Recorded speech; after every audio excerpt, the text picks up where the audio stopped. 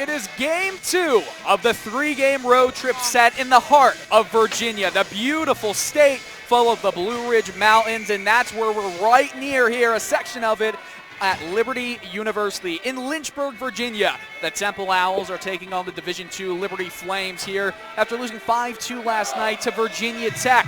This will be the middle of the 3-game set. Tomorrow, Liberty, Temple, they'll face off at 2:30. And then after that, we got the 7-hour ride back to the city of Philadelphia. I'm Dylan Coyle, joined alongside Mike Zingroni, Taylor Snyder. You're watching the T-Weiss Network, and we are underway. Liberty wins the face-off. Joey Galitsky is the man in goal as he covers it and gets the face-off just 5 seconds into the game.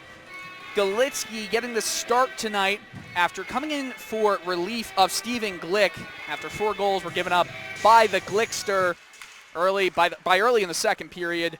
Galitsky, he looked pretty good, only gave up 1 goal, and he's there. Carter with a shot, and it's wide of the net. Galitsky throwing his blocker up. He couldn't get to him. Behind the cage, Liberty controlling. Back up to Riley Richardson. Left defensive point. It's thrown down to the corner. Barberini backhands it to Brendan Ondick. Ondick throws it off the boards, goes deep in the zone, and the man in cage is Adam Partridge, has 13 games, 3 fewer than the man Dakota Cheniak. So it's a good 1A, 1B situation for the Liberty Flames as Temple gets some men changed on the ice. Just under a minute into this first period, and it looks like a bit of an evening out process here, Mike. Yeah, that much so. The boys definitely want to get the feet going tonight. I asked Andrew Kaiser before the game how he feels. He said ready to go. We're trying to get a win under our belt.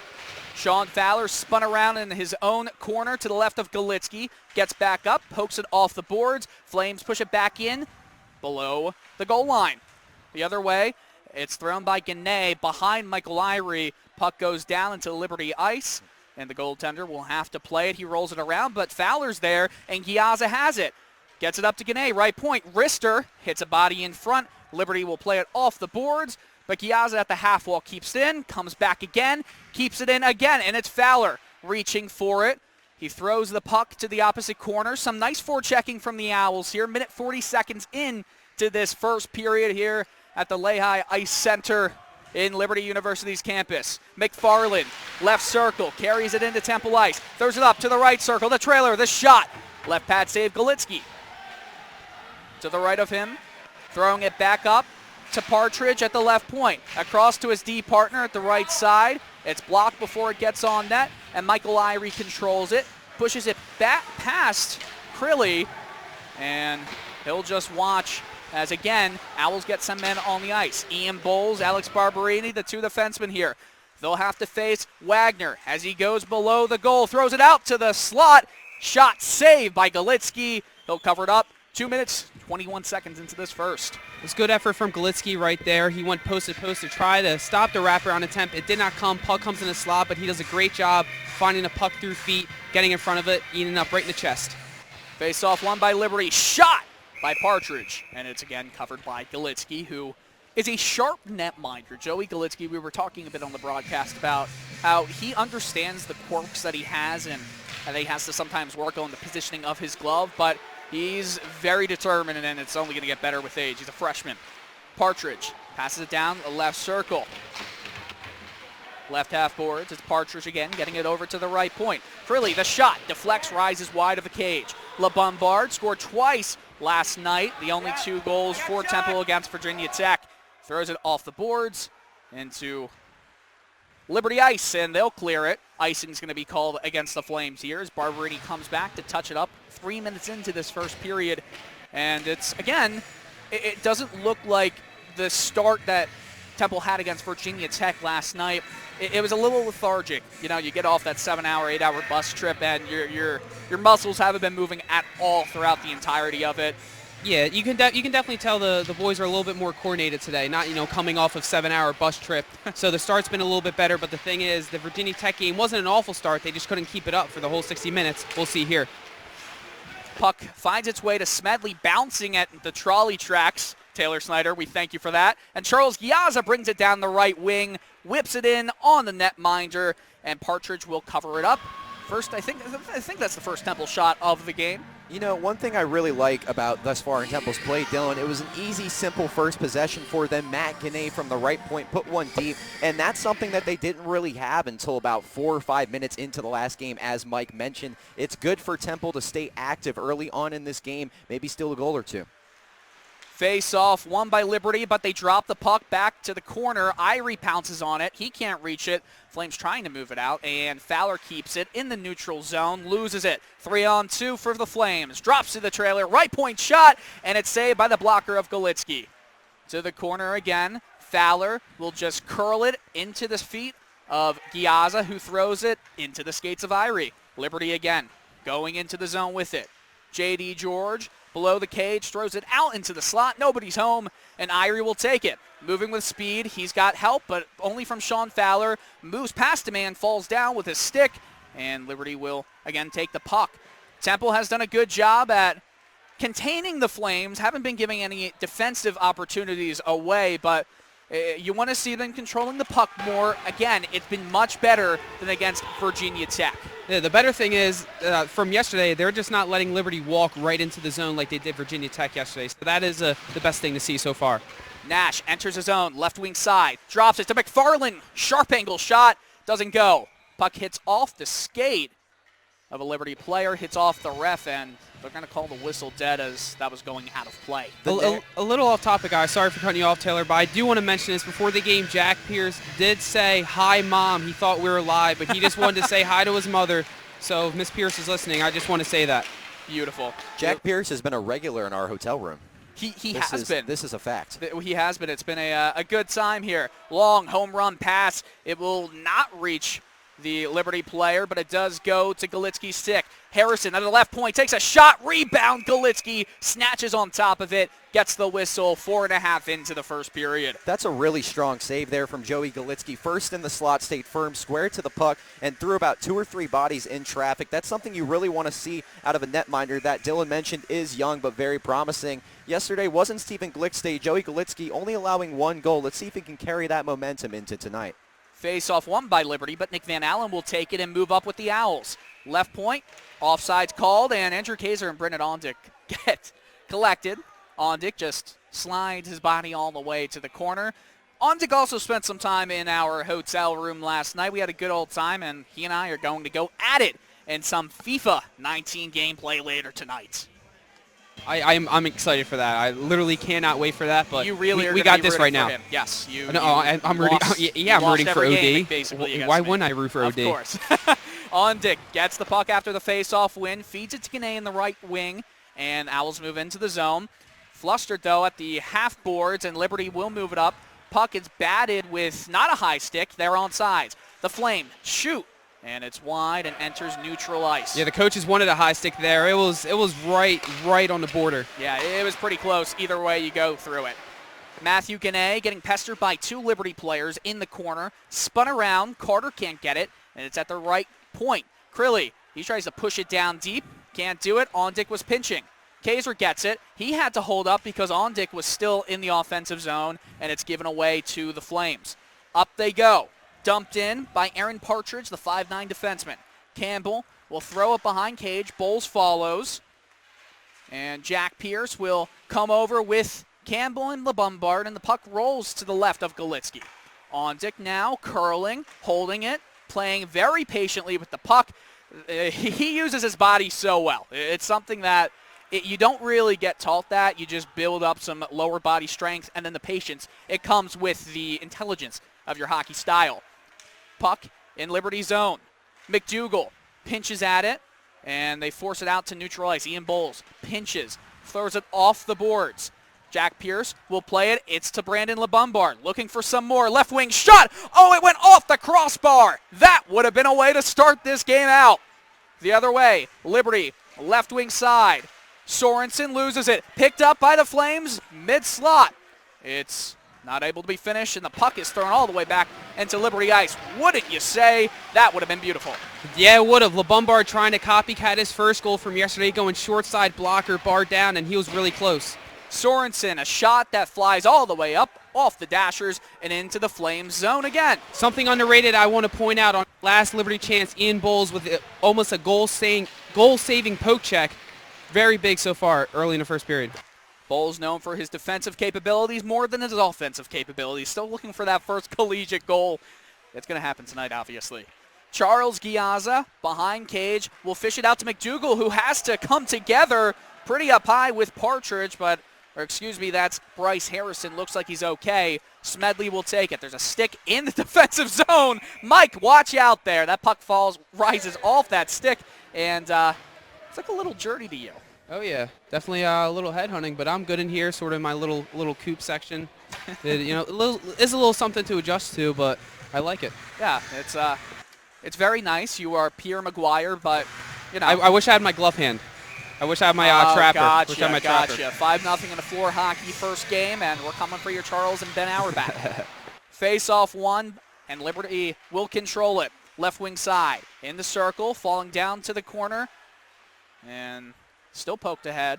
That was Ross who was going there. Smedley backhands it. Fowler misses the puck, but it's still bouncing. The ice is already pretty snowy 8 minutes into this first period of play. There's been a lot of hockey played here tonight.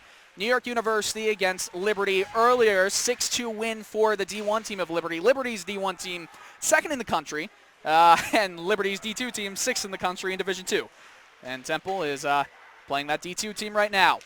Pass into the mid-slot, eludes the player. It's Michael Irie the other way. Irie has Fowler, right wing zone entry, throws it on goal into the glove of Partridge, and he'll cover it up 8 minutes into this first. And that's already a way better job in comparison to yesterday, Dylan. The forecheck really didn't establish itself until the second period. You play a team like Liberty, there's an obvious base of talent on that side, but you can make up for that. It's a weird game. You throw a couple on the net early on, it changes the whole narrative, and Temple realizes that. They're doing a good job of capitalizing on puck possession in Liberty's zone. Flames lost the face-off. Temple trying to bounce on the puck to keep it in the zone. Can't do it. Gane plays it to the right of Galitsky. Joey was just telling him to look up. He didn't have much time. Little bit of sloppy play with the puck, and Maglio chases him in the Liberty blue line, and Matthew Gane gets it. Gane throws it off the boards. Sean McDowell, he's in after sitting last night. It's his first game in a good while. He was dealing with a sickness, one of the most underrated players of the team, as Captain Charles was saying yesterday, as Nick Van Allen and Brendan Ondick. Point blast, and Richardson's shot is blocked away by Galitsky in the corner. It's passed up by Blake Flanders and taken. McDowell will just roll it in on cage and covered 9 minutes into this first period. And we're talking about Blake Flanders. He is the top scorer for Liberty Flames. 28 games, 31 goals. That's 14 assists to that, 45 points in 28 games. And get this is the most interesting thing to me, Mike. 2 penalty minutes. It's hard to play club hockey and only get 2 penalty minutes. I will say that. I'll leave it at that. Zambella. Yeah, right. He loves his fights. Won by Temple, the face-off to the right of Partridge. A shot by Kaiser was wide on Dick, trying to keep it in, and Doe will just play it back to his defensive players. Josh Wagner will control it and will hand it off to Norinsky, and Galitsky. Puck finds him, and he'll cover it up. It's been a not fast-paced, but I think both teams are kind of getting into a rhythm. And get this, Liberty's D2 team, 24-3-1-0. That's a pretty good record. A really good team at home, too. Yes, but all of their losses have come at home, actually. 3 losses, 1 overtime loss, all of them happening at home. Icing on the Owls. Yeah, that stretch pass missed for the Owls, but one thing that I really do like so far, sort of a feeling out process for both teams. There was a little bit of that yesterday within the first 2 minutes, but Virginia Tech firmly took control. But today what I'm liking, because the Owls yesterday, they were talking in the hotel room with us, they didn't like how they only got 2 goals yesterday. They felt like they could have put 5 or 6 up, and maybe they weren't simple enough in their game, and they really simplified it today and just going north and south, trying to get pucks deep and on net. Norinsky tries to keep the puck in the zone after the face-off win. Can't. Van Allen travels to try and find the puck below the goal line of Partridge's net. Flames go the other way. Right wing side over the neutral zone into the blue zone, over the blue line, and behind cage. Barberini takes his man to the glass, and it's Nick Van Allen who will smoothly get it through Doze's legs, and Brendan Ondick all alone. Players going off for a change. He still has it. Protects the puck. on his forehand, still against the wall. He kicks it free. LeBombard was a little too far in front to get it. Puck is still loose. No one seems to get a handle on it. And finally, Liberty gets it. Aaron Partridge was the one to get there. Kyle Smedley, that puck was dying, and he was able to just stop his skates and poke at it to keep it away. Pierce will poke it in on goal, sticked away by Partridge, and Crilly will throw it up. A nice saucer pass. Goes to McFarland. Right wing side circle, passes it into the slot, and Wagner couldn't get a stick on it. LeBombard back checks. Partridge keeps it in. LeBombard can't get it off his skate. McFarland pushes it down low, and it's finding its way to the left circle. Hurwitz is hit. LeBombard wanted a penalty. A shot from the top of the right circle. Glove down by Galitsky over midway through this first period. I got to say, that was probably the meanest saucer pass I've seen in a while by Liberty right there from behind the net. Saucer probably went about 2 feet up in the air. Looking at the replay right now, went down on the tape. Quick shot, but Galitsky eats it up in the chest. His positioning's been well today. He's getting the Temple logo beaten up today. It makes me want some spaghetti. Face-off won by Liberty. A shot from the left point. That was Partridge. It was blocked by his own man, and they'll again force it down below the cage. Pass into the slot, off the skate of Flanders. Partridge left point, kept in in the blue line, or in the zone on the blue line. Hurwitz watching his man in front. A pass goes all the way down to Liberty ice. Under 9 minutes to go in this first period. Smedley will go off for Matthew Gane, and Hurwitz goes off for Bladen Reed. With speed, Crilly, alternate captain for the Flames, has it. He's trying to go coast to coast. He's past everyone. Backhander. Oh, it just went to the outside post. Got to be careful there. They'll pick up speed. Wagner, shot wide of the net. Fowler now. He'll throw it off the Liberty sign right at the trolley tracks, or the blue line that is, the tightrope. And Gane will look for it. Still trying to fetch the puck. Can't do it. Over the zone. Left wing side, and a shot that looked to deflect off of Irie and into the breadbasket of Galitsky. 8 minutes left in the first. You got to be first to the puck in the game of hockey, Dylan. That was a big issue for Temple yesterday. A lot of loose pucks, and granted, the ice a lot different in comparison to today in Lynchburg, but it's good to see Temple playing hard on the puck, not getting outworked by Liberty. They just got to maintain some zone time and continue to improve on the back check. Face-off won by the Flames. George passes it to the mid-slot. It's Sorensen, right circle. Shot wide. A lot of shots for the Flames. Not a lot of them have hit the net. A lot of them have gone wide. Wilkie will get tripped up. No call, no whistle. Gane gets it. Has Maglio if he wants him. Went off as a Liberty stick. Maglio came down to help Gane get the puck back, and Bladen Reed will backhand it. Gane has some space, and Wilkie will look at Maglio. And again, it's really good if you're keeping the puck, in the offensive zone when they're trying to break out. Elmer didn't know the puck was behind him. In the zone. Shot. Glove save. Malin couldn't beat Joey's left-handed glove. Yeah, the first 10 or 11 minutes, ice was about even. Then this last minute 30, these last two shifts, it's really tilted in the Liberty's direction outside of the couple seconds where it exited the blue line. Liberty had zone time of roughly about 2 straight minutes. So the Owls need to sort of get back on their game. They'll maybe slap themselves in the face, start to get the puck out of the defensive zone. Slapper from Richardson, left point, wide of the cage. Ondick chops at it, goes to the neutral line, and they'll again go into the zone. Centrally, it's Ross. He loses it, passes it back off the boards. Doesn't go to any of his friends. It goes to Kaiser. A beautiful sauce. Again, some spaghetti coming. Ondick, left wing zone entry, plays it off the boards to himself, and he can't reach it. Liberty's Ross will get it and pop it off the glass. And Barberini will play it into the zone. Ondick, he didn't touch up till late. Liberty gets it, and now Temple will play it in the defensive zone. Just 7 minutes to go in this first period. Bowles with a dangerous pass. He had a man stalking him. That was Ross, and could have been pretty bad. Pretty bad turnover right in front of Galitsky. No one there. Ondick, it looks like he's hurt a bit as he's at the bench. Finally gets over, and they get another man on. Ross, sustain offensive zone time. Even if it's not coming all at once, it's coming in long stretches. Nick Van Allen chasing it. He needs to get off. He's tired, and Jack Pierce will get on. So will LeBombard for Kaiser. Bowles will control it. Doesn't know which way to go. He's having a stick lifted. Harrison keeps it at the left point. Pierce, it's off his glove. Left circle. And the shot, there was none. Bowles plays it off the glass. LeBombard now.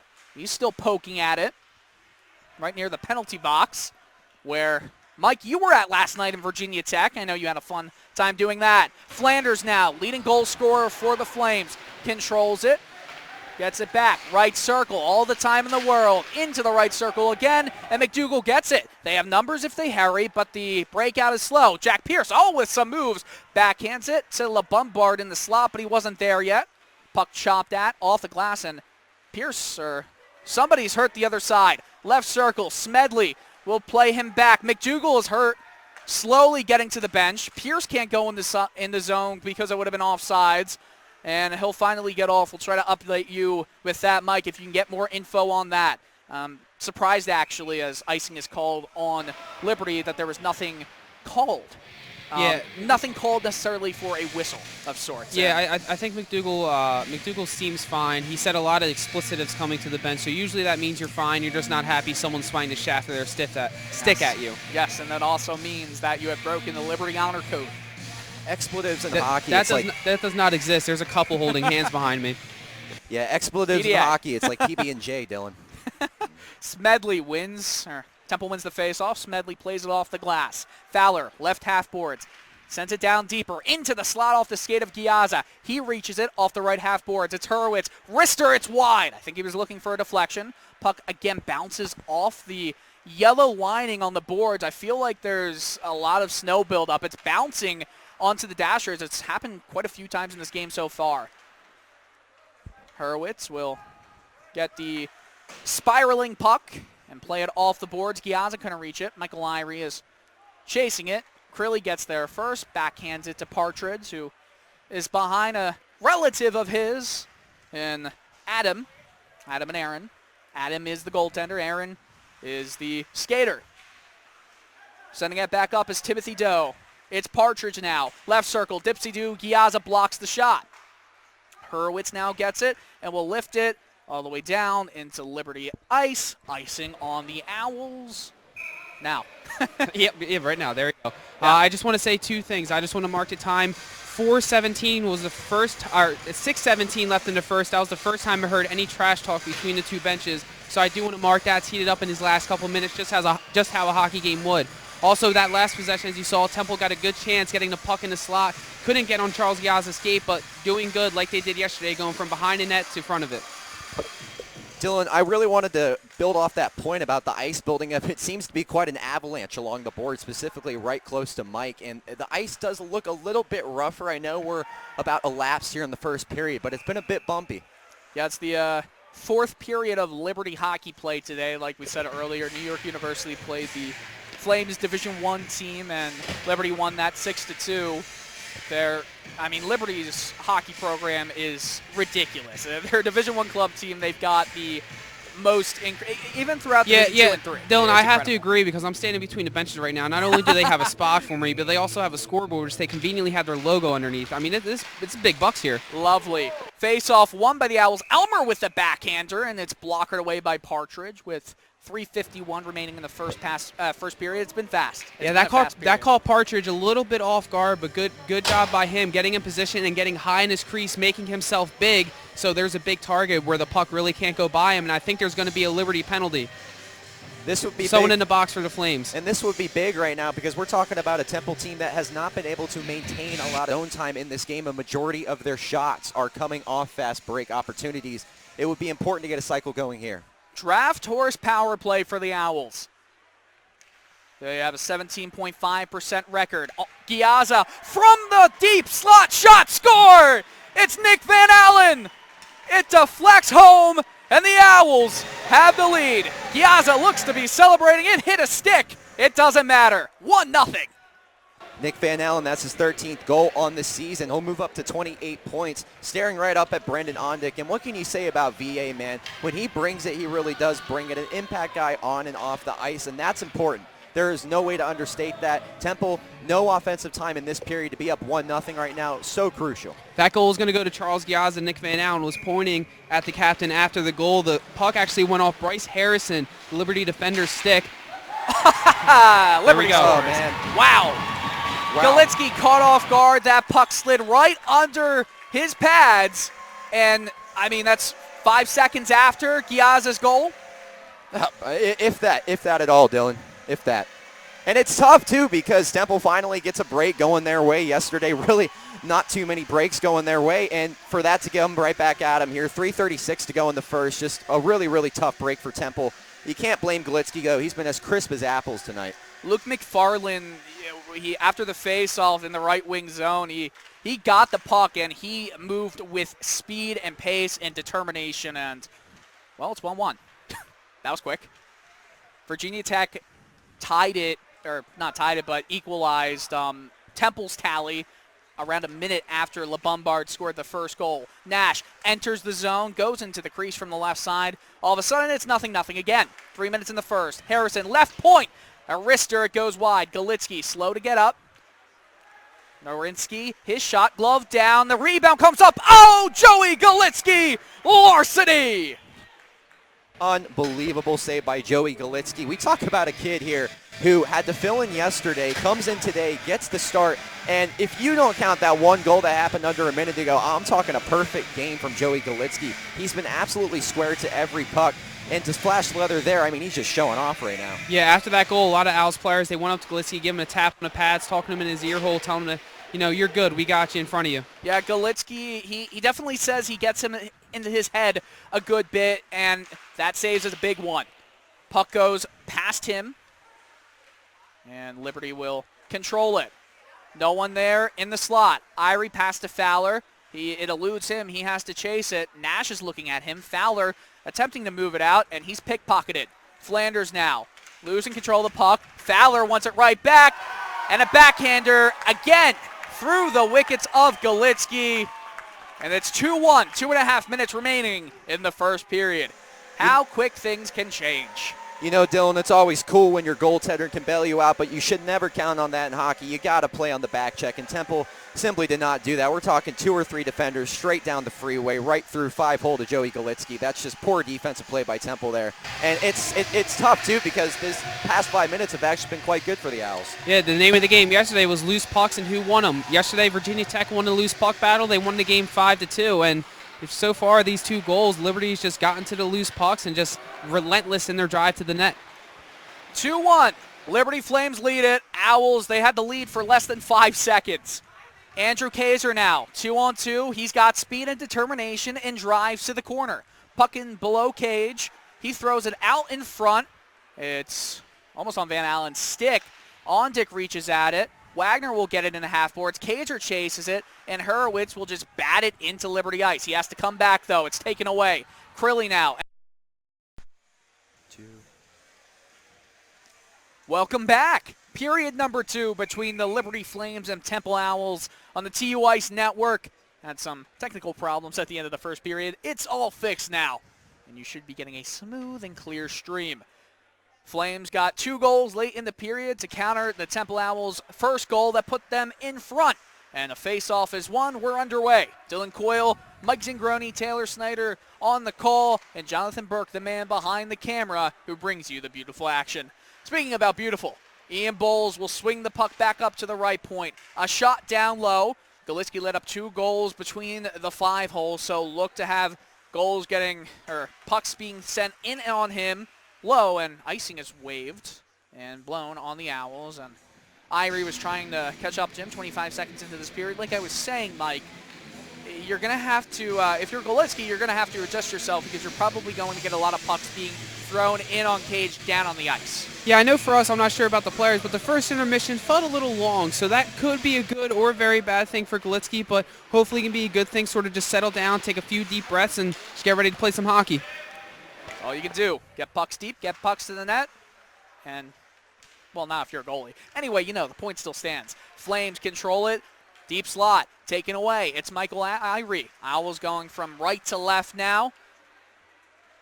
Liberty takes it back the other way. A slot shot, and it goes wide. Another slapper from the left point. It's wide again, railing around the dasher. Bold can't reach it. Barberini, the big giraffe, tries to reach it, and Liberty takes it. Left circle, shot wide again. They're getting the puck in dangerous areas. Not a great start to the period for the Owls. They'll get men off and changed. Got to do a better job of putting your sticks in the right lane. I couldn't agree more, Dylan. Those are a high percentage chance. They floated those right at Joey Galitsky. Alex Barberini will chop it. Hits the back of the cage. Bowles plays it, and it's past the blade of Sean Fowler. Over the stick of Jamie Ross, and Giazza, the captain of the Owls, will take it. Charles will slide it in the middle. No one was home. Flames will deeply clear it in, and Barberini is back to travel and grab the puck. He's held. Penalty coming up to the Flames, and the draft horse power play for the Owls. 2 minutes into this first period. Big chance here. Yeah, good job by Barberini using his own net to shield the puck from the defender, as Mallon for Liberty is going to take a hooking penalty for Barberini, trying to reach in, but Barb's has got that big frame, and it's too hard to get that puck.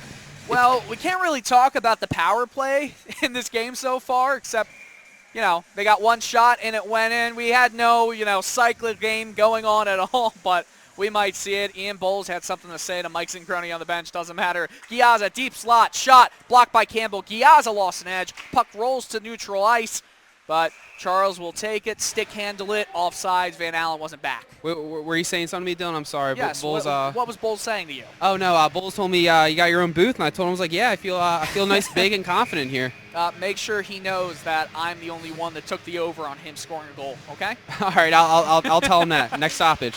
Charles, Giazza, Brendan Ondick, and back to Giazza. Owls enter the zone. Giazza calmly stops and skates up to the deep slot. Ondick at the right point, and it's Giazza, deep slot. Kaiser, left circle, slapper, hits a stick, bounces off the top of the glass. Ondick, right circle, puck comes free of him and played down the ice. Galitsky gets it 30 seconds into this power play. The 2-minute hooking call on Josh Mallon. It's his sixth penalty of the season. Giazza will play the puck in. It hits the referee and J.D. George and is cleared by the Flames only as far as neutral ice. One thing I want to point out about this power play, 5 forwards are on the ice for the Owls. All 5 players are forwards. Usually the lone defender on the ice is Matthew Gannett, but it looks like Brandon Ondick is taking his spot along the blue line. Kaiser kept the puck in with his glove at the left half boards. George now will spin it around. Ondick can't keep it in. He's looking back up to the beautiful Jumbotron they have here at Lehigh Ice Center, or Lehigh. 45 seconds left on the hooking minor. Ondick stretches for that puck, gets it on his blade. Left wing zone entry on the backhand, controlling it all the way. Dipsy-doos in front, and he loses an edge. I think he wanted a penalty there. Nothing will be called. He goes off for a change. Nick Van Allen too, and now Brandon LeBombard and Sean Fowler replace them. Great job by Ondick driving to the net, using his body almost like Barb's as he drew that penalty, but Ondick, good job driving to the net, shifting, trying to get a goal, but just couldn't tuck it in. Flames move up with it shorthanded. The Owls gave up 2 goals when they were on the man advantage last night against Virginia Tech. Not something you want to have happen today.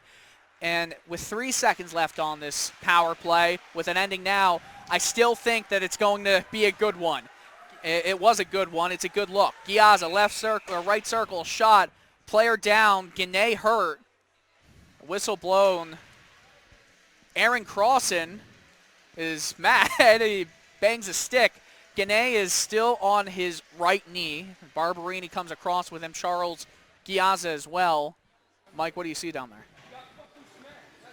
So it's looking like I'm hearing Crossan behind me. It looks like he is not happy that there's maybe a tough hit on Gannett that possibly maybe could not have been legal, but I really couldn't see it as it was behind the play, and I think there's also a little bit of disappointment that blew the play dead while the Owls had a good scoring opportunity, but Nash for Liberty is going to go to the box and be punished. It makes sense in that scenario. Aaron Crossan on that second pair with Matt Gannett. While he skates off to the locker room, we're going to have to see how Carroll rolls around the pairs here. Probably going to run 2 pair, maybe an extra defenseman to go with. That's probably what I would be doing right now if I was Coach Carroll. Dylan, if you agree with that or not? No, I agree with you too. I'm actually surprised that they called a penalty after the fact. I mean, it doesn't look like there's any complaint. It's good if you're the Owls, a penalty coming after the fact, but if you're, I think they're giving a 5-minute major. Second game in a row where a 5-minute major power play for the Owls has come, and wowie, this is a big opportunity here.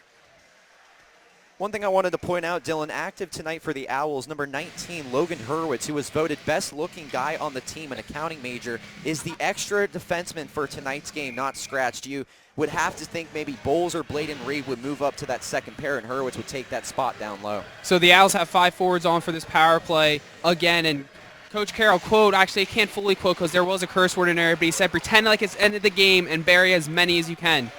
Irie at the corner, below the goal line, slot, Giazza shot, rebound, puck still loose. Flames clear it, but Giazza gets it again. His shot, it's whipped right into the skates of J.D. George, and the Flames clear it down the ice. Nash has his helmet off. He's going to be in there for 4 minutes, 40 seconds still to go. And if the Owls score, the power play will still continue. This is big. Giazza stops at the right point. Still carrying it. That's a big sauce there. Taken down by Irie. Kaiser, shot from the left point. It's blockered away to the right point. Giazza, he plays at it, controls it, lifts the stick and has it.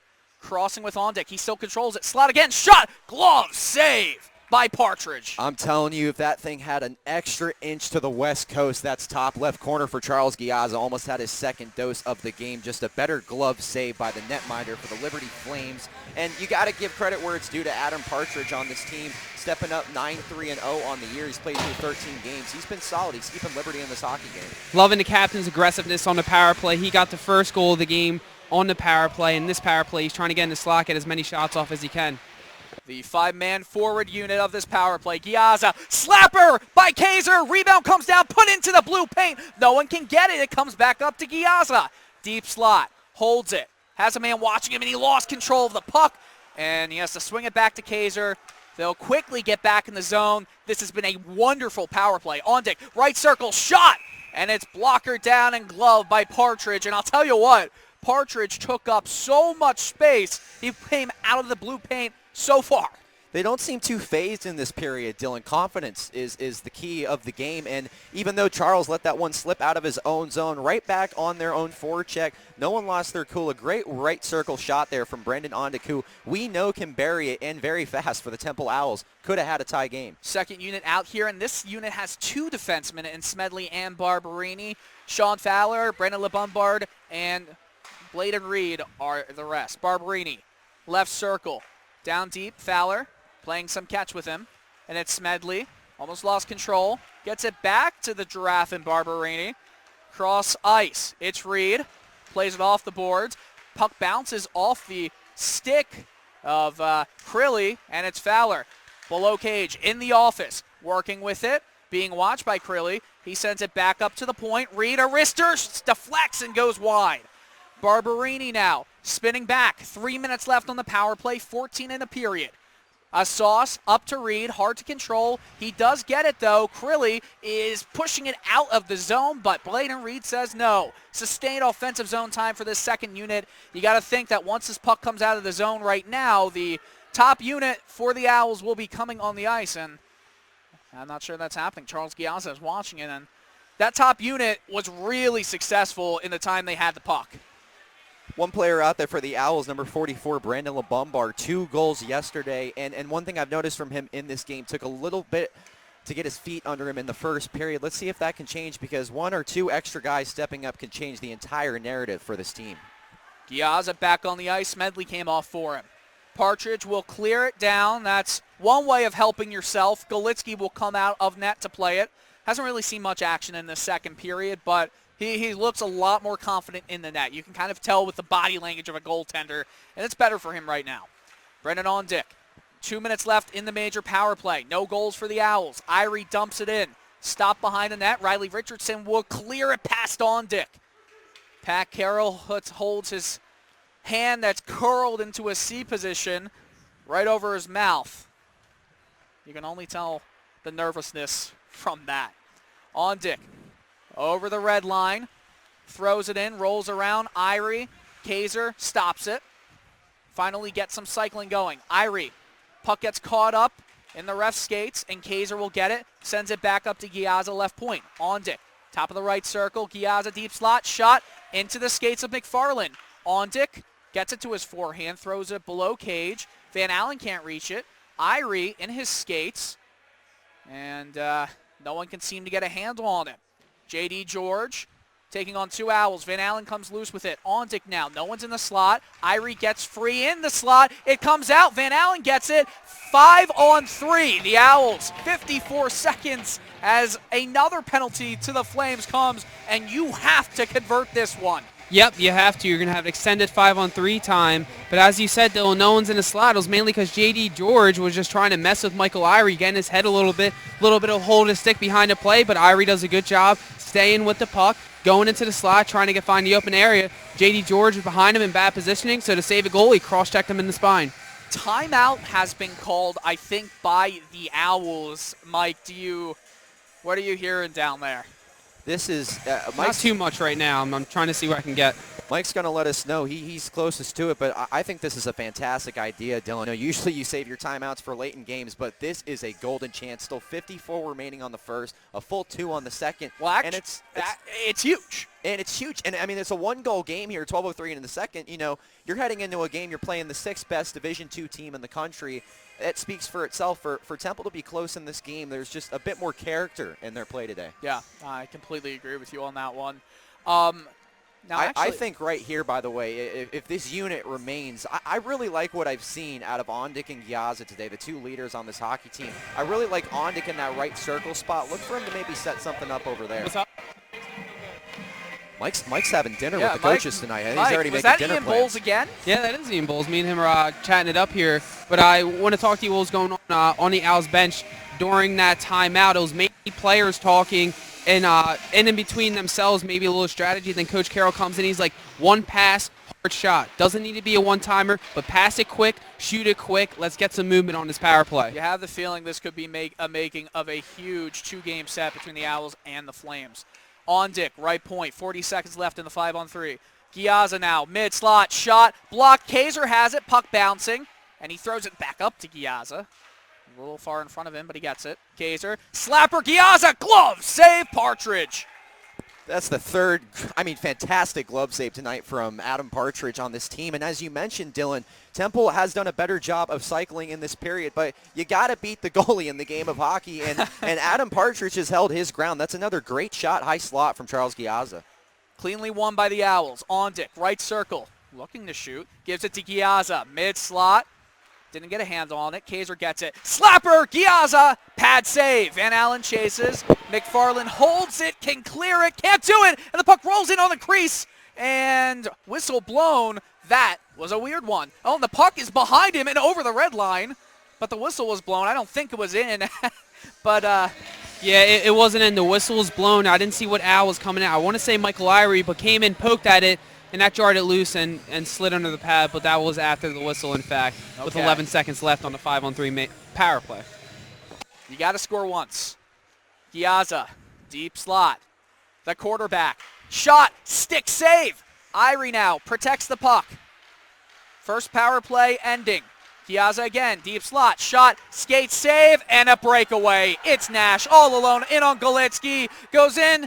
It goes 5-hole, and for the second straight game, a shorthanded goal on the Owls. It's 3-1. Flames lead.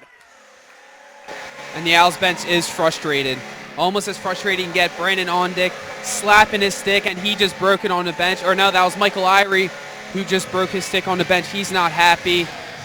Not a lot of action faced for Galitsky this period, and he lets one in on the major for Temple, and not at a good time. It's 3-1 Liberty halfway through this second period. I mean, how do you answer that? You just got to keep playing hard, but, first of all, Galitsky, did go under his pads, but it was a breakaway. You got to cut him some slack there. LeBombard spins. You got to answer it with a goal. That's what you got to do. Reed now plays it to LeBombard. Right circle, shot, pad save. Fowler comes on it, and there's some life, I think, from the Owls here. Smedley, Barberini, circle, across, Reed. Can't control it. His pass, going for Barberini. Smedley has to be the pivot point for him, and Kyle Smedley will get it back. Reed, slapper. It was a slow one-timer, and Partridge with the glove save. 25 seconds left on the man advantage, which has lasted for almost over 6 minutes in total. Yep, and as you did mention, Dylan, you got to answer with a goal, but one way you can answer, because the Owls bench does seem to be pissed off, you got to play pissed off. Obviously not doing anything dirty, hurt an opponent player, but you got to play angry. You got to get to that puck. You better want it, and you better want to score that goal. Not cleared. Smedley, circle, shot deflected by Fowler, and the save by Partridge. It's cleared. That's going to just about do it for the extended power play that lasted 6 minutes and 6 seconds, with 54 seconds of it being on a 5-on-3 advantage, and a shorthanded goal was what came out of it for Liberty. Puck sent in on Galitsky, lost below cage. Thrown out, Doe, and it can't be controlled at the blue line. Richardson now. Wilkie beats Fowler. Reed beats him, but the puck also fell out of his reach. Galitsky will drop on it, get the whistle. Under 10 minutes left in this second period. We're midway through regulation, and it's 3-1 Liberty. It's frustrating. It's a frustrating thing to see Temple playing so well. Frustration is well evident on the bench. Not like a lot of long faces, like people are upset, but they know. For the first half of this period, they were the better team. They got the majority of the shots because of the power play, but you couldn't capitalize, and it hurts, and you can tell it hurts. This is a game the Owls can win. On deck, left wing zone entry, Sauce to Kaiser, who pushes it in on goal, and a pad save by Partridge. They just can't beat him. They beat him once, but traffic was in front. You got to do that again. Ian Bowles, who might be the man to beat him, will give it to Logan Hurwitz. His pass will elude multiple players. On Dick looking back like you got to hold on to that puck. He really wants it. You can tell the team is frustrated. I know you can tell Mike on the bench, but out of that frustration, there needs to be something else that breeds from it. Bowles reaching. Sorensen has it. Throws it back up to Creeley. Left point. Wrister deflected by a Temple player. That was Hurwitz. Goes wide. Back up to the left point. Holding it, controlling it. Low shot. Again, looking for a deflection. And it's pushed out to the circle and kept in the zone and deep slot. Again, can't clear it. Aaron Partridge loses it, and it's slapped off the boards. Hurwitz cannot clear it, but it's taken away by Kaiser. He's been on the ice for a while. Left circle, shot, whiffed on it, got the other shot. Oh, and that puck went through the legs and hit a pad of Partridge and went out the other side. Did not go. He looked back, couldn't find it. On deck, lifts a stick. It's Jack Pierce who's fighting for it. You can tell the team is angry, and they're playing pissed off, as you would say, Mike. Yeah, they really want it. Ondick just slapped his stick on the ice, even at the end of a shift, wanting the puck. So these Owls want to do something about their 2-goal deficit. Other way, enters the zone. Crossan pushes him out wide. Puck finds its way to neutral ice. 8 minutes to go. 3-1, Liberty leads. Reed will control the puck as it's dumped in by Liberty. They needed to touch up, so Reed had some free space and free time, but he gives it away. Other way, it's Carter. He reaches for it, backhanded. It's chopped at. Crossan plays it down, and they're going to call it a hand pass on Aaron Crossan. Defensive zone faceoff coming to the right here for Galitsky. The Owls, if they're playing like this yesterday, you could argue they scored possibly 4 or 5 goals. The sort of the high danger quality chances they're getting, but Partridge on the other end for the Flames is just playing phenomenal, especially in this second period, to keep it a 3-1 Liberty lead. Puck sent out to neutral ice. It's Ian McDougall who's chasing. Brandon LeBombard can't get it as the puck bounces over his shaft. He took a wide radius to skate away with it, and Doe takes it. Oh, he was looking for that top corner. Couldn't get it. Reed backhands it, goes off the stick of Pierce, bouncing, and it's kept in the zone, but it was chopped at, and we have a little action between Carter and Crossan. Referee not getting in the way. Carter is just biting at him. Crossan wants a bit of him. I'm sure you're hearing some beautiful language, Mike. Honor code's been broken, fellas. Honor code's for surely been broken. But Darren Carter for Liberty, he's been active. Not only this is the first time he's got in with Crossan that's been really visible, but in the first period he was active, especially with Irie, and Andrew Kaiser. So he's been one of the more vocal Owls, and someone needs to see him and tell him what the honor code at Liberty is. Low right circle, pass across, shot, and it hit the outside of the net. Galitsky was down and out, and it didn't actually beat him. I think he would have made the save with a low pad. Fowler pushes it in deep. In the corner, Irie chasing. Puck is pinned up against the wall. It comes loose, for Liberty to start the breakout. Fowler will keep it in the zone momentarily, but it hits another skate. And now it's a 3-on-2. Nash, the trailer, lost control of it. He got caught up with Ian Bowles, and Fowler will catch the red line and dump it. 6.5 to go, 3-1 Liberty. Second period of play. We're in beautiful Lynchburg, Virginia. Second of 3 games here in the state that's for lovers.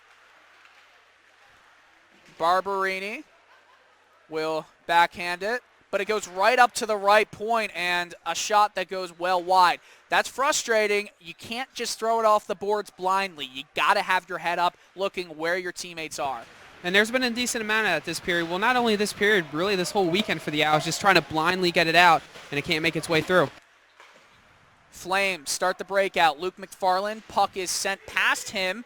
It's in his feet. He collects it. Pass across, no one there to get it. Stick lifted by Irie, and Giazza will move up with it onside. He loses control of the puck, whiffs on the shot, a saucer that hits his own teammate, and Giazza keeps it in, and it's batted out of play by Drew Crilly. Face off to come in the Liberty zone. That was, I don't think anyone was writing that in the script. The Giazza lost the puck on a whiff, and the sauce was going to be a clear one-on-one situation. Hits another man. Giazza clears it back in and just randomly hits a stick and goes out of play. Yeah, I kind of lost there too, Dylan. Haters will say it's fake. I'm sorry for saying that. The mic, that upsets me. Behind cage, below goal line. Alex Maglio will take it. McDowell hasn't seen much ice time in the second period. Puck is hit into the crease off of Elmer's skate and slides just wide. Maglio bats it down with his stick. Smedley will control the rolling puck, banks it off the boards to Maglio. That's some nice puck action. Maglio stops it right in front of the offensive zone. And now the puck is just finding its way to nobody in the neutral zone. Crilly controls it for Liberty, and it's batted for Maglio to take. Maglio, the backhand pass in front of McDowell. Quarter of play left in this second period. 5 minutes to go. Into the zone. Liberty goes. Big save by Galitsky. And he's pushed. And Galitsky falls down. Galitsky's not a man that's going to like that. Whistle blown. And I don't know if the whistle was blown just because they saw that Galitsky was tangled up and couldn't get up. I don't think they're calling a penalty here. Yeah, not too sure how much I can give you on that, Dylan. I really didn't see it formulate, so I can't see too much. But I remember Galitsky earlier in the season, I believe it was a game against Westchester. He got a little heated and a touch physical, so we can see that from him. But I'm not too sure what happened behind the play. Zone face-off. Andrew Kaiser now.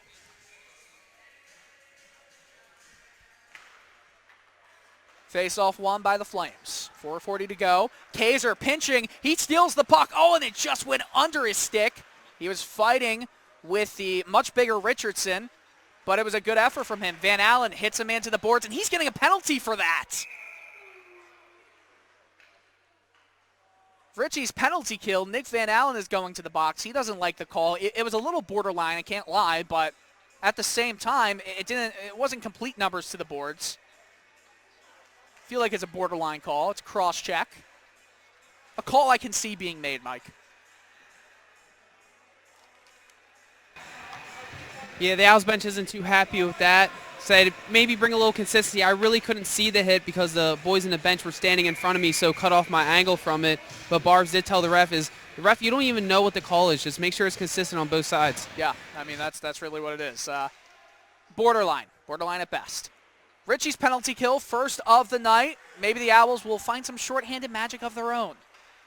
Fowler, top penalty killing unit, will chases. Partridge speeds it off the back of his cage. He came out. Fowler still fighting for the puck and wastes some precious seconds. 20 seconds already gone from this power play because of Sean Fowler's speed and determination. Norinsky goes into the zone, controls it.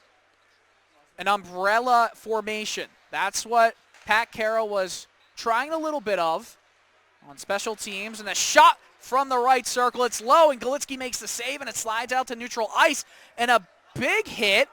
Fowler falls down. Talking to the referee, has his palms up. Oh, yeah, Fowler caught a mean cross-check from Flanders, but the refs aren't going to mention it. Flanders stops, deep slot. Norinsky passes left circle, misses the pass with this blade, and the puck bounces off the Dashers. Fowler still has it, or it's Irie, or Fowler again, I'm sorry, and he's onside and controls it, and a whistle's blown. Trying to... Calling a penalty on Crossan for a slash behind the play. Got in it with Nash. Wow. So a 5-on-3. What is everybody saying, Mike? I didn't see it.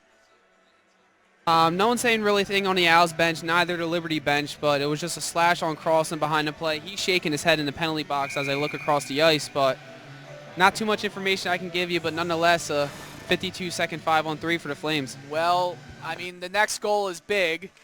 3-goal leads are much harder than 2-goal leads to come back from. A slapper from the right circle. Galitsky, he's fighting his way to both posts. Norwinski now. Down low. Galitsky, he's going down into the butterfly a lot. Shot is blocked. 30 seconds left. The 5-on-3, 3 minutes left in the period. Right point shot, and what a wrister blasting. Norinsky makes it 4-1. Minute 39 still going to be on the man advantage. Yeah, not too much you can do about that one, Dylan. Norwinski, that was just an absolute rocket. Almost like a little left-handed Alexander Ovechkin with that one-timer going right over the glove hand of Galitsky. Top shelf. Beautiful shot. Not too much you can do if you're the Owls right there. You know, that's a goal that I feel like, you know, it's a beautiful shot, don't get me wrong, but Galitsky did go down and it went over his mask, and centrally, you know, you get shots and you get goals scored on you through the 5-hole, and you're going to go down on every single shot. So for that one to go high, it's, you know. Even if he stayed up, I don't know how much you get that, because that was perfect top right corner. It was an absolutely brilliant shot, and now you just can't do anything except kill this one off. Minute 20 left, 5-on-4 advantage. Richie's penalty kill for the Owls. Crilly now, right circle, gets it back, still going down deep. Sharp angle shot. Everyone's batting for the puck. Barberini falls on a man, and the whistle's blown. Just your general meeting of business professionals around the paint. What really hurt the Owls on that goal, one thing they got into a habit to this weekend on a penalty kill is kind of getting a little too close together in the slot, collapsing and giving the opposing power play some space, and Liberty takes advantage of that space, a high slot pass across. Yes, the Owls were down two men, but could have been a little bit more aggressive to maybe stop that one-timer. Slapper from the deep slot, blocked away by Galitsky, and he gets right back into position. Minute left on the power play, 2:17 remaining in the period. Get out of this period alive. Blocker save, Galitsky on the deep slot shot.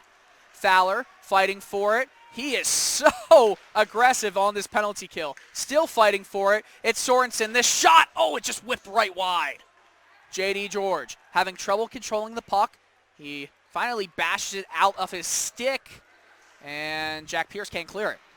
Another chop at it. It does go down the other end of the ice. Fowler, all his rosy cheeks, and himself will carry itself back into the defensive zone. Liberty controls it. Left circle, slides it in deep. Minute 40 left in the period. 21 seconds left on the power play. Rister glove save Galitsky, and he'll cover it. That's big. Yeah, it's huge for the Owls. I mean, at this point, you can only get into the third period down 4-1. Yeah, you'd love to get one back, but with 19 seconds still to kill on the penalty kill, you just want to get in the locker room at 4-1 and just hopefully get back at it in the third. 1:35 here to play in the second. Still 19 remaining on the penalty kill in Temple. As you mentioned, the game is just to get out of here alive. It's been a frustrating period. A couple of bad bounces, but there is promise. One more to go. Left circle, Rister. It's saved by Galitsky. Another shot, saved and covered. 5 seconds left in the cross and slashing minor.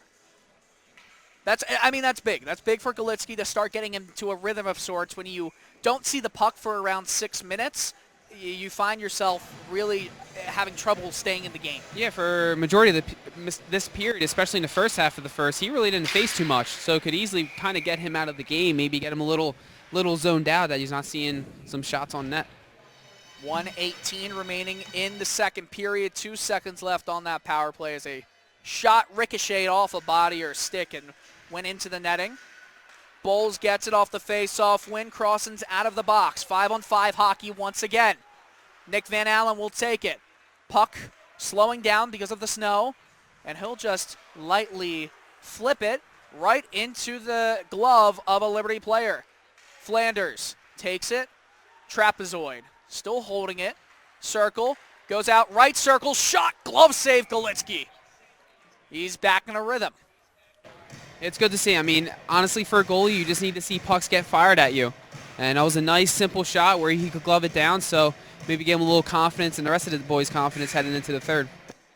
Absolutely, Mike. 52 seconds to go, and it's still down in Temple's zone, but there's still a chance for a quick break here, maybe something. It's all about momentum and confidence in the game of hockey, and it's the tiniest things towards the end of periods that can really spark its way back into the third. Temple could use something like that right now.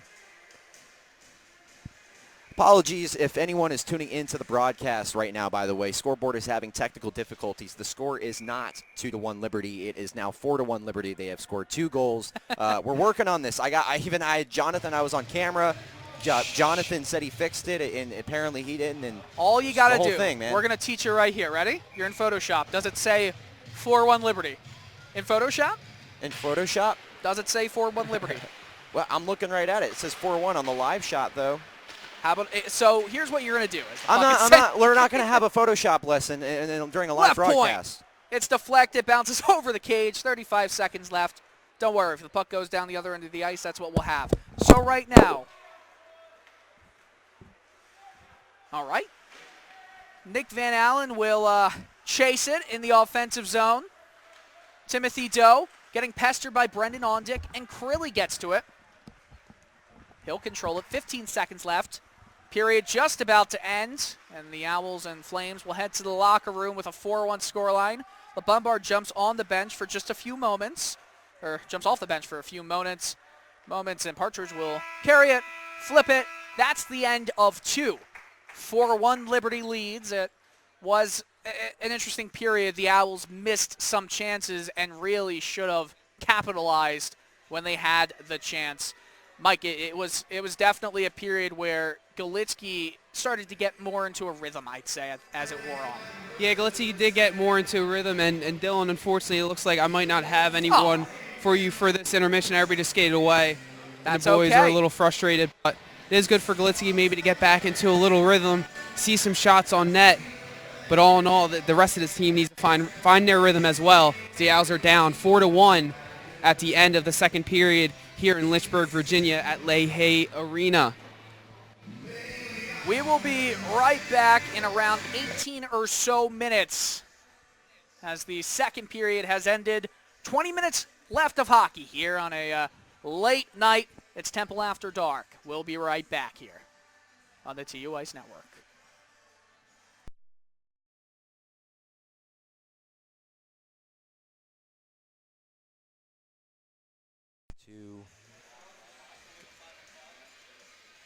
Hello and welcome back to the TU Ice Network. Third period starting right now between Liberty and Temple. 4-1. Flames lead it. 3 goals is the difference. Owls need to come back here. They're going from left to right this time, and the clean sheet of ice leads its way to Liberty. All of a sudden getting a chance. Barberini didn't see it. Galitsky didn't see it. And Blake Flanders gets his first of the game. It's 5-1.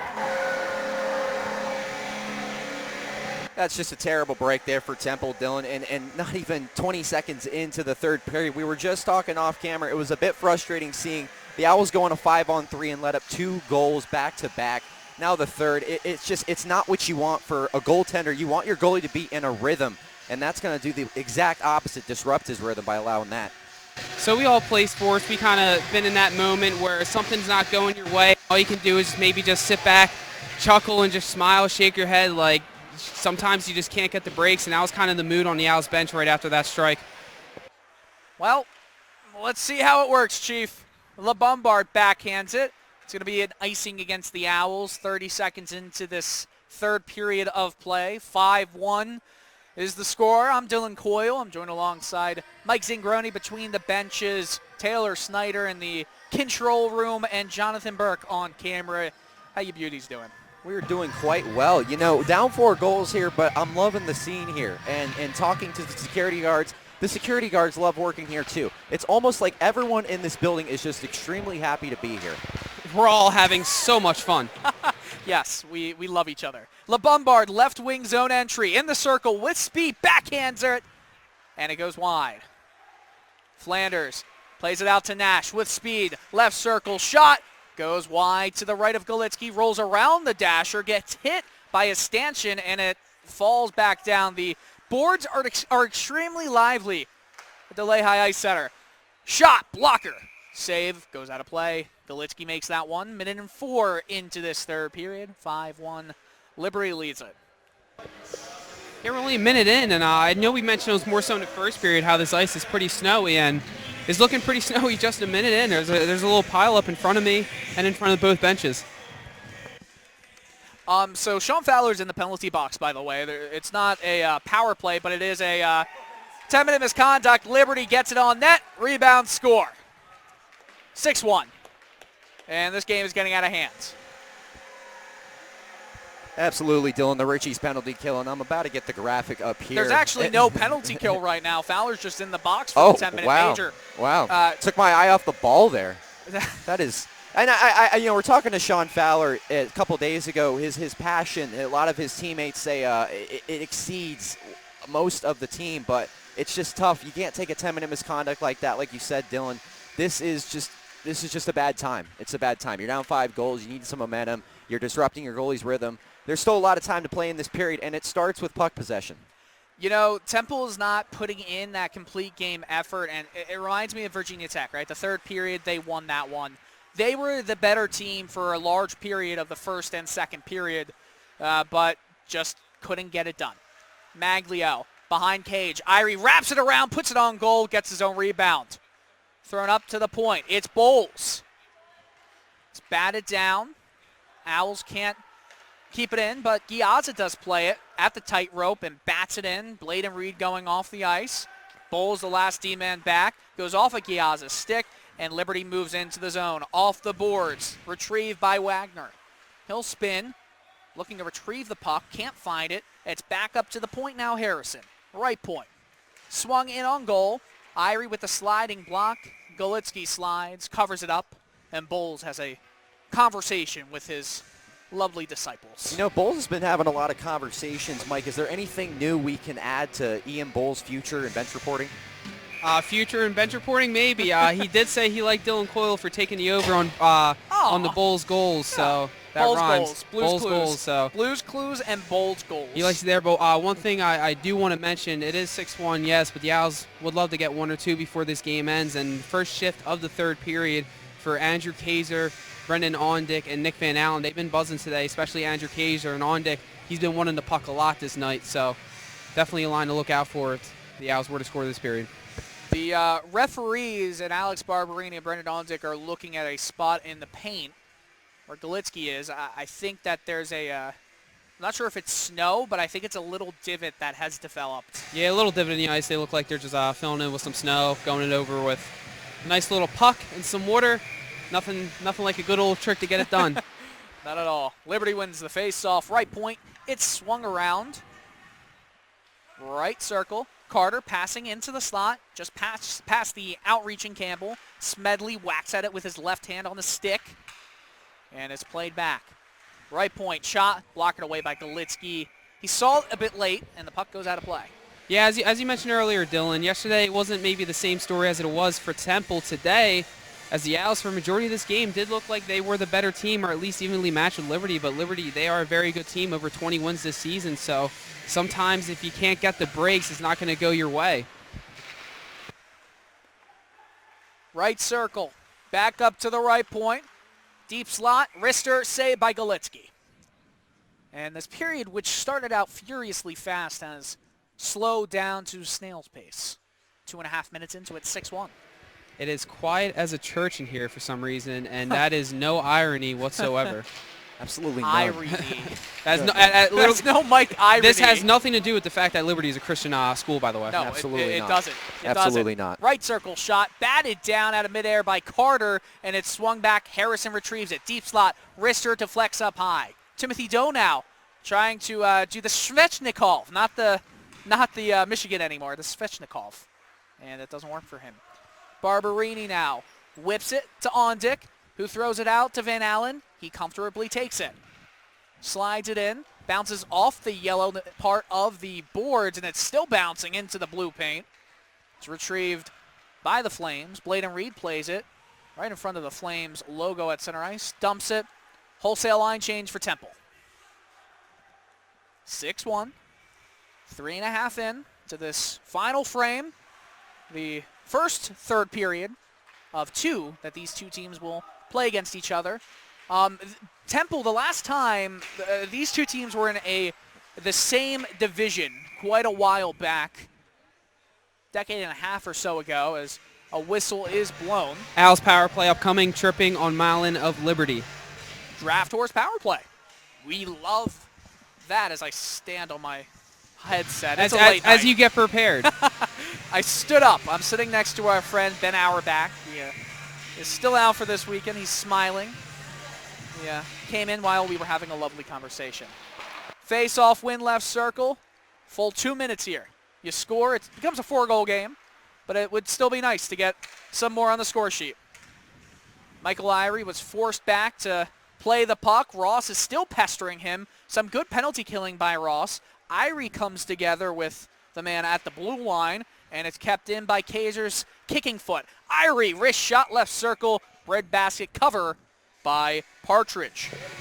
Yeah, yesterday it was a tale of sort of Temple just couldn't beat Virginia Tech's goalie, just maybe weren't necessarily having the best aim shots, but today Adam Partridge for Liberty is just really standing on his head. He's made a number of key saves. That was a nice hard low shot from Irie, but Partridge does a great job getting the glove on it. Giazza, left circle to Kaiser, who rolls back, resets. Giazza, slapper, wrist, it deflects off somebody, and Van Allen couldn't wrist it home. Comes out to neutral ice. Giazza, the last man back, smoothly gets it, loses it, and it's poked ahead to Irie. Right circle, shot. Caught him going wide or going out to him to the left, and Partridge actually, if that puck was on net, I will say Partridge was going to have a hard time to get it. Giazza, zone entry, wrist shot just over the crossbar.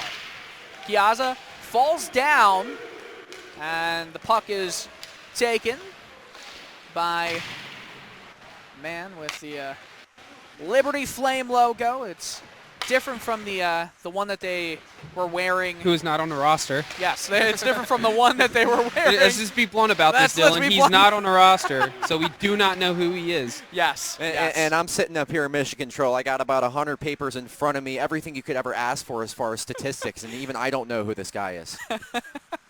Thank you for calling me out. It was deserved. No, and you want to know what's hilarious? No, we're supporting you, Dylan. You want to know what's hilarious to me is I actually look around, and not only do they have cameras, they have photographers pinned up at every corner. They're like snipers. There's one right behind Mike. He's just sniping up there the whole game. Yes, really? of course. Can you, and Charles Giazza, the sniper, has the puck. I think Mike should go chirp him, honestly. Power play over. Giazza, deep slot slapper, pad save. Back to 5-on-5. Barberini back up to Giazza. Another shot floats over the crossbar. LeBombard fights for it, gets to it first, rolls it around to Barberini, who's pinching. McDougal on the ice. Barberini in an unnatural spot. The trapezoid still looking for it. LeBombard comes together with a few Flames players. Flanders is in there.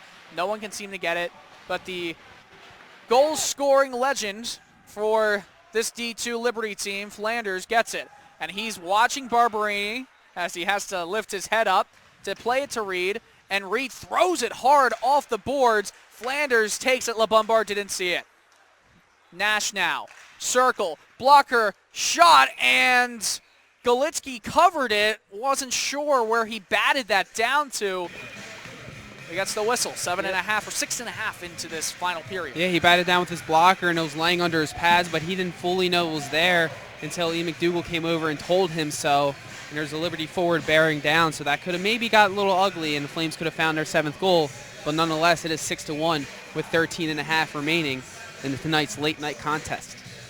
Relatively clean game here so far, Dylan, but I just saw a chirp between McFarland and McDougal. In a game like this where celibacy is at an all-time high, I just absolutely think that's crucial to point out. We love that. It's past midnight. 12:05 Eastern Time. It is. Smedley can't reach Flanders with the puck. McFarland loses control of it. It was too hot for him to handle. And Maglio will spin it and fire it towards McDowell. Maglio tapping for it. He wants a pass from a Liberty player. He won't get it. And that puck was sent into the blue paint and almost ricocheted past Partridge into the goal. Flanders enters the zone, left circle, cross ice pass. It's batted down by McFarland. Maglio takes it, has his head down, and bails on the play as Norinsky gets it. On 5-on-5, skating. Garrett Elmer will dump it into the zone for McDowell to chase it. To the right of Partridge, who hasn't seen much action except for that one power play in this third period. Logan Hurwitz now drives the right wing side, risks it. That was low and hard. It did have a decent chance of finding the cage somehow. You do see Partridge kind of leaning a bit to the strong side, and if you can hit that far corner, you have a good chance of getting the puck home and hitting the twine. Van Allen passing it to Ondick, out of his reach. Barberini, wrister. It pops down. It hit another man. Ian Bowles now will backhand it. You get that feeling that, Ian Bowles, he just needs to rip one of these times. I think he was on his backhand there, Dylan. Give him a break. I think everyone in the United States of America will tune in to our Twitter account if Ian Bowles scores. It's easy 1,000 retweets at least. It would be wonderful. I took the over on him, so he better not lose me money. Kaiser now gives it to Brendan Ondick. Right circle. Passes it in front. Kaiser couldn't puck it home. That's the right idea. Just couldn't close. Kaiser's done great job tonight just getting to the slot. Whether he's had the puck or not, he's just getting into that area. Yeah, Andrew Kaiser has been one of the most noticeable players on this ice for the Owls tonight. He's been driving the cage a lot, has been pestered. He hasn't really had any time with the puck on his blade to just stick handle, so he's had a man on him the entire time, and he's done a good job at forcing Partridge to make some uneasy saves. Maglio's on the line with Giazza and Irie with Fowler in the box. 11.5 to go. Bowles now. He swats at it. Goes off a skate. Behind cage. Still fighting for it. Sorensen goes in deep. Giazza rips it out of his blade. He'll throw it ahead for Michael Irie. He has Maglio on the left wing. Loses it. Irie, who's been on a bit of a goal drought. He started the season off extremely strong and has lowered that ratio of goals to game a little bit. Maglio gets it to Irie, sends it in front to Giazza, goes past his stick, and Barberini now at the left point. Maglio can't handle it, still lifting a stick, and he keeps it in the pickpocket, and it comes out to the hashtag Rock the Rink ad at the boards right in front of our very own Mike Zingroni. Also in front of the Zaxby's advertisement. Definitely want to plug that. And our official broadcast sponsor, Wawa, is nowhere to be seen here. It's a travesty. They're at the top of the scoreboard, don't you think? They never leave. You take your eye off Wawa, but they have a way of sticking around. Mike almost got shoved into his own bench. Entering the zone, left side, it's Wilkie. Reed looking for it. It almost went off of Herowitz's skate and into the cage behind Galitsky, but it just kind of died once it hit his skate.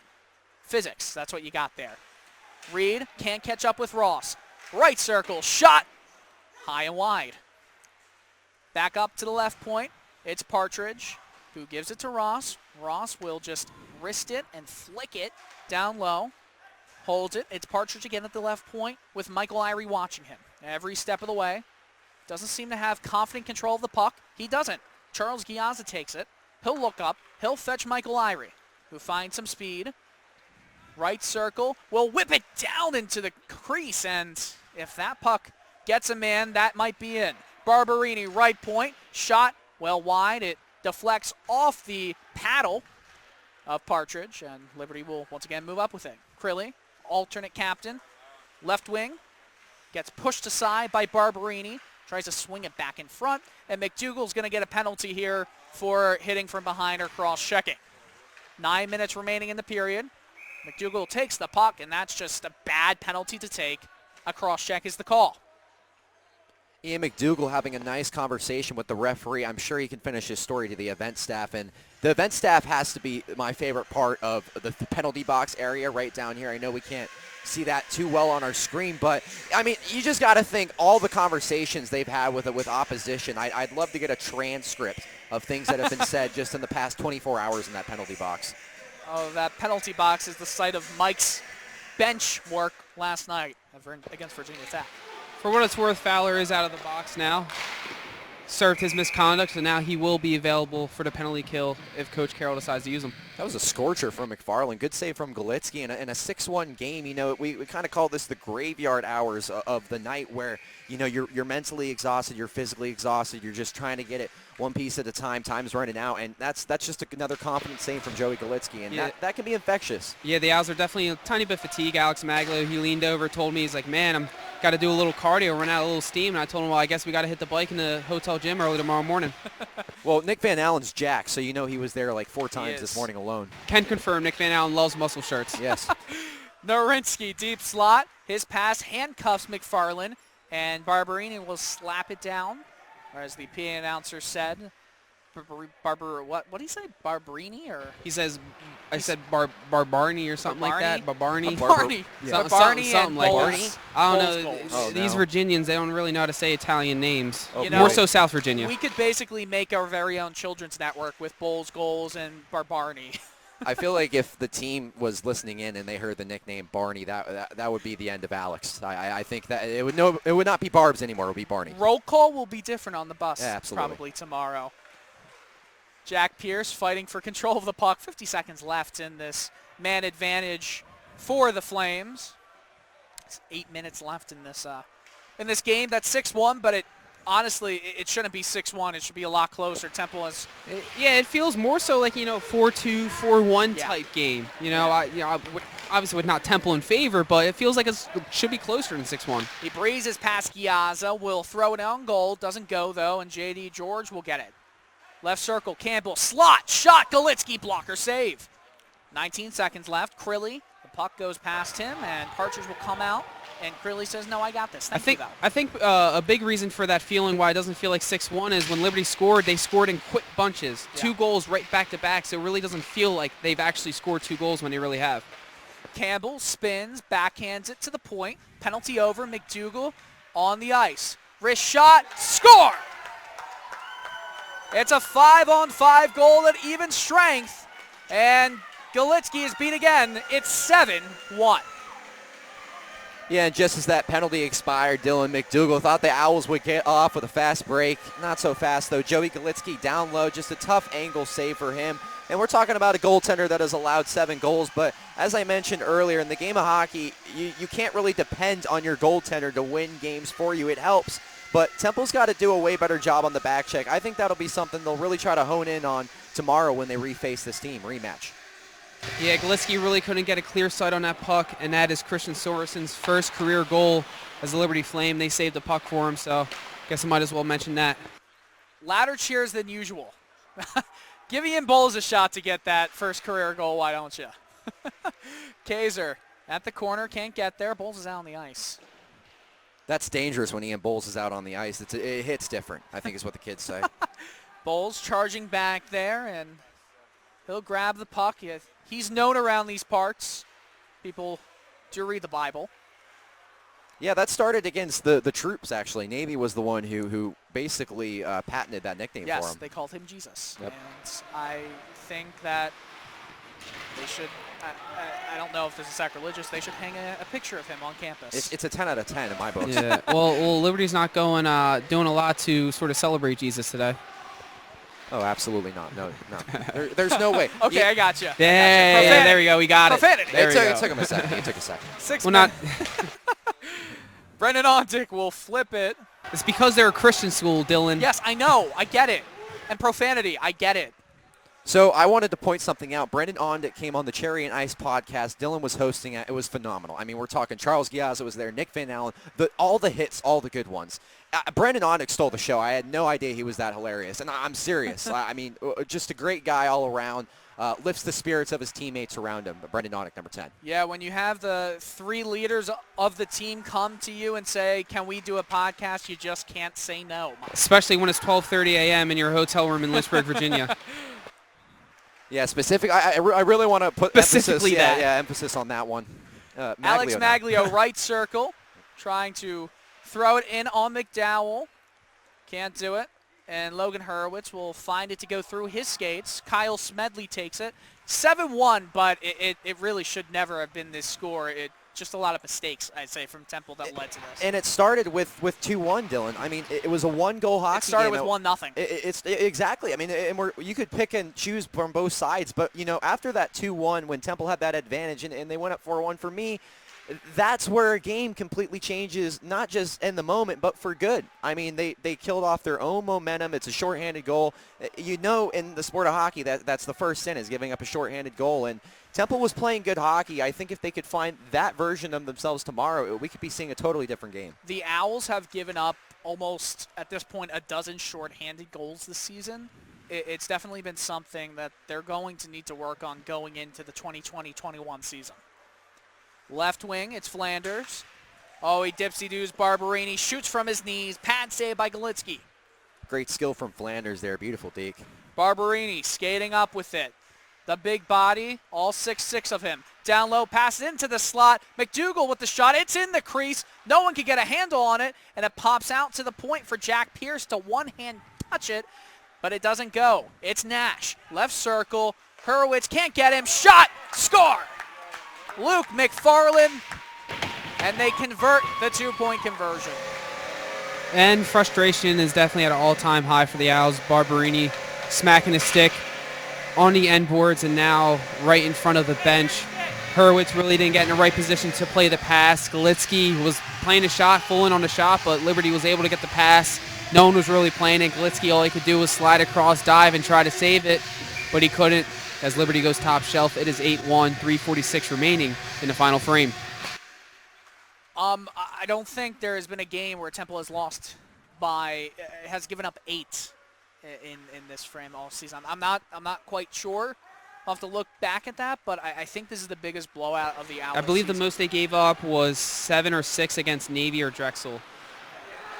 This does not seem like a Temple score, though. Like, this game does not feel like 8-1. Third period, absolutely not. The third period, yeah, but this was a game the Owls had. Big hit. Irie gets stood up as the puck falls to the half boards. He breaks his second stick of the night and just throws it. This time it was an accidental breakage.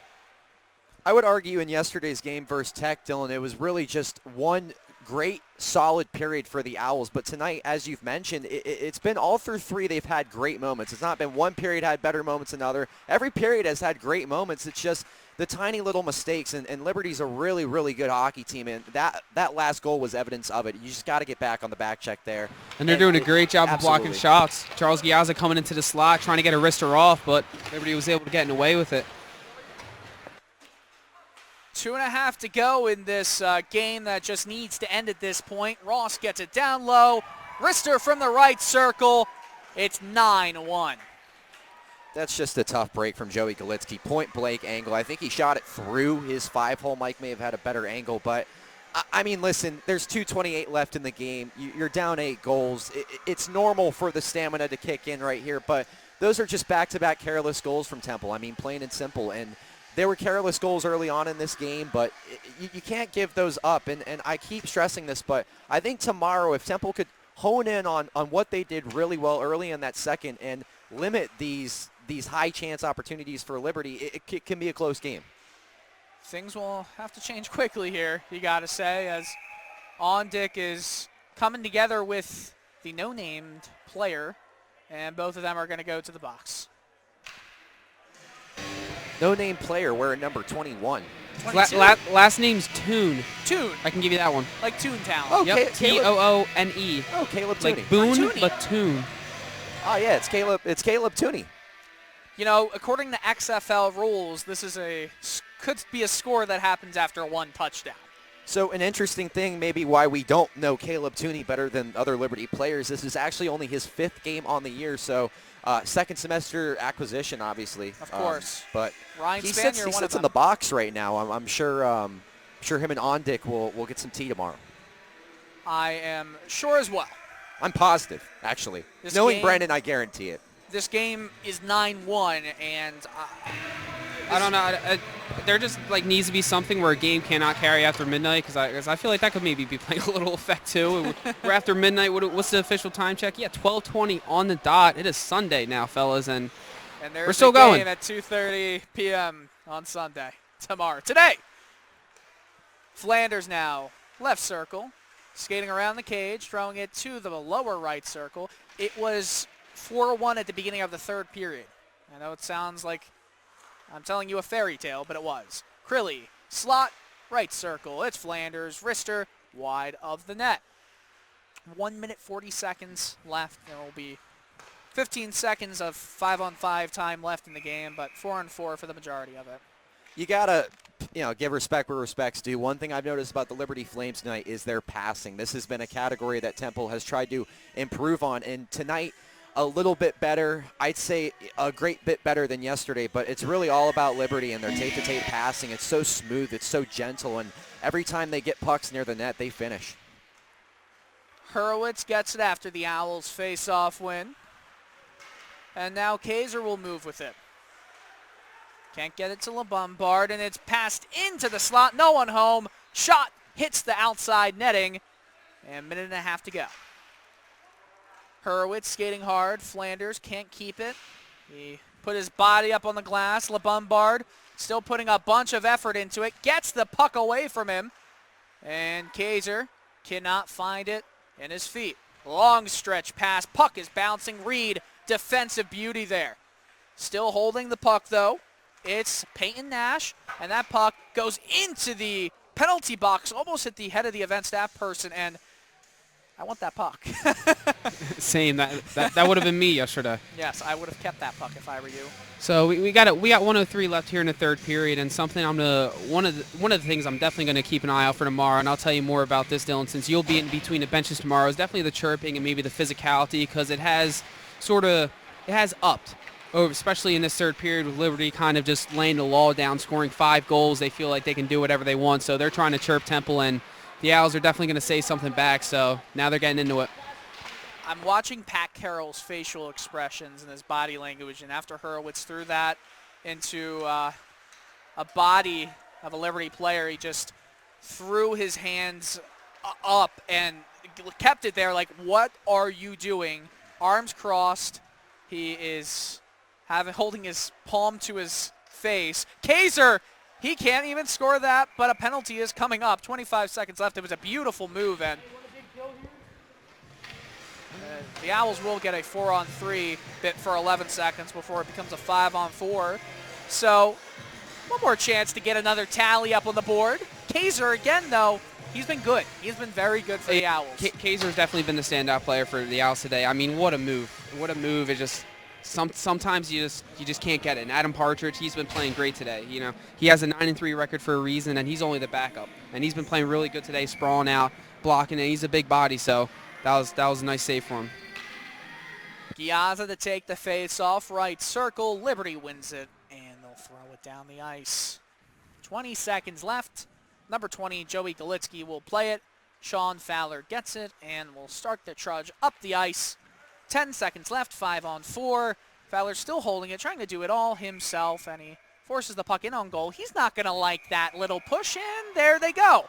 Glove comes off, and people are going to go to the box. Actually, they're probably going to go to the locker room. No, we're going to go to a hotel, Dylan, okay? Well, cat's out of the bag. It's official. Liberty did not watch their film for this game, because if they did, they would have known that's probably the first person you don't want to show, Brandon LeBombard being 2. Sean Fowler did not take kindly to that, especially late in hockey games. You know how chippy it can get, so I think Fowler's just throwing in his 2 cents, as they say right now. But you're right, 7 seconds to go here in the third, and the score will probably remain the same, Dylan. I want to get your kind of insight on tomorrow and who made the Owls put in net, if there's any sort of outlook on where that's looking right now, considering that, they had 2 goalies in yesterday. Galitsky got the start today. And what kind of lineup changes you maybe would like to see made tomorrow that could better improve what happened here today? Well, I feel like you got to have some more physicality from players, because they've just been losing the first battle to the puck. They have been the second one in there a lot. I don't know who. I feel like you got to give Glick the starting goal. They've both had rough outings on this Virginia trip. Ben Auerbach obviously is not healthy right now, so he would have been in, I think, if otherwise tomorrow.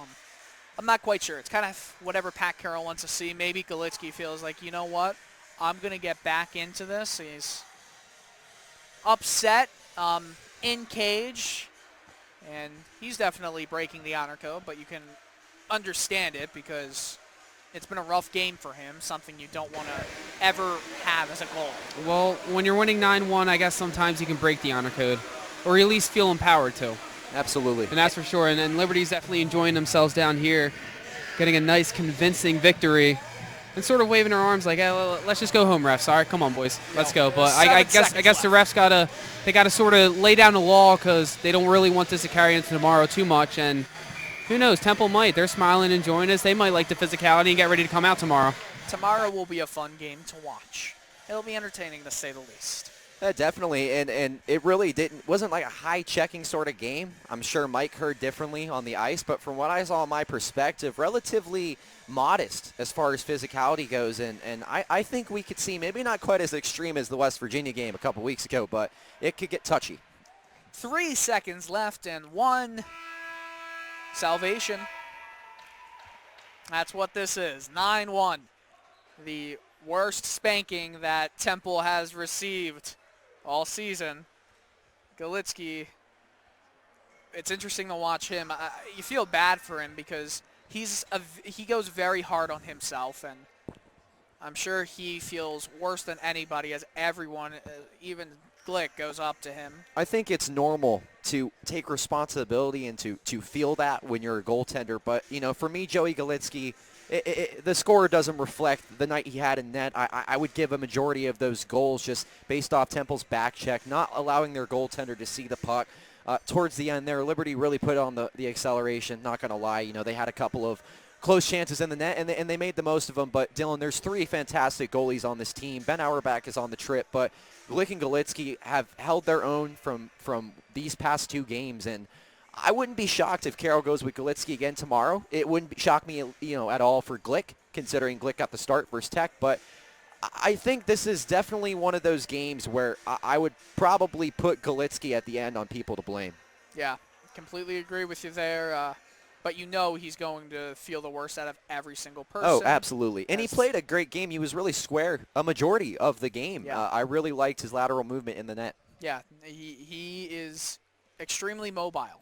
There's a lot of good things from him, and definitely one he'll just want to forget. I mean, I don't know what you say if you're Pat Carroll to the rest of the team. I've never seen the team look so dejected and confused, and this is definitely that time. And I don't even know completely how to talk about this game at all. Like, analysis doesn't really work well because they lost control. Yeah, the dejected does seem like a good word. Galitsky just threw the water bottle into the bench area, splattered right near my feet. Well, it's near my feet now because I'm walking toward it, but dejection, that could be the right word because it's kind of deflating as well because they did play good. For the first 2 periods, it was an evenly matched game and turned out to be 4-1, but sometimes it just doesn't work, and that's going to lead to deflation.